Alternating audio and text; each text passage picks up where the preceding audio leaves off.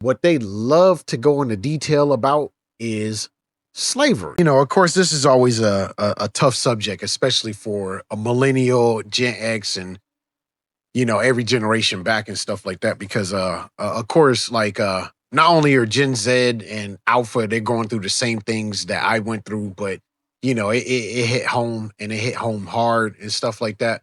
But I like to call this the selection process. Okay, and of course, public school in particular, like I believe we go through the selection process harder than a private school because of course if your family is able to pay for your tuition for a private school and stuff like that, you have one leg up, so to speak, on the selection process.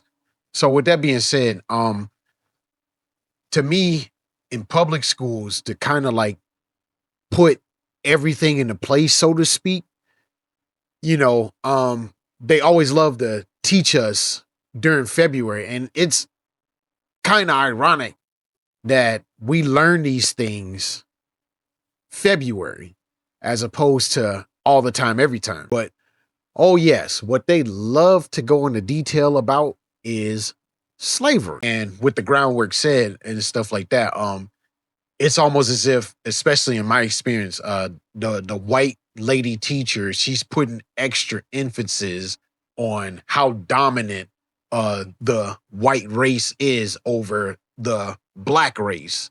And, from that point on, it's like white students start to try to establish this false hierarchy within schools and stuff like that, trying to show, tell, and be vocal about how they are more superior and gain this superiority complex. And then they try to teach us black students and stuff like that, growing up in the South and stuff. Yeah, this is why we got in a lot of fights and stuff like that. And, as an adult now, especially even entering these workplaces with these type of people who learned the same education that we all learned in the selection process. How can you go about your business, right?